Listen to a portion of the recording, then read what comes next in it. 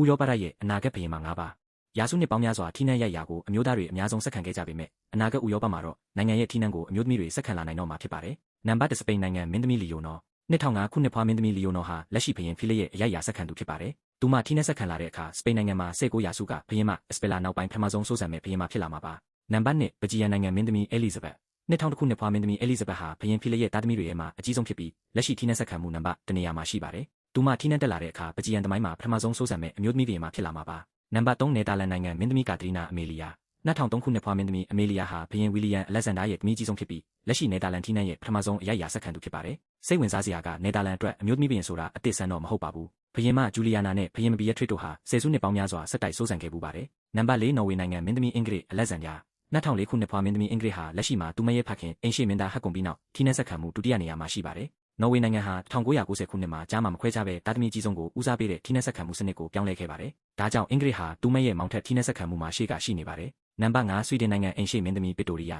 ဆွီဒင်မှာတော့အပြောင်းလဲကပိုမြင်လာနိုင်ပါတယ်။1900ခုနှစ်ခုနှစ်ဖွားမင်းသမီးဟာလက်ရှိဘုရင်ကာပြီးနောက်ထိနှံဆက်ခံမဲ့သူဖြစ်ပါတယ်။ပိုပြီးစိတ်ဝင်စားဖို့ကောင်းတာကပစ်တိုရီယာပြီးရင်လေသူမရဲ့သမီးမင်းသမီးအစတဲကနောက်တစ်ဆင့်အရိုက်ရာဆက်ခံသူဖြစ်နေတာပါ။ဒီလိုမျိုးဖူးတူတာတွေအတွက် Daily Bite ကို follow ပေးခဲ့ကြပါအောင်။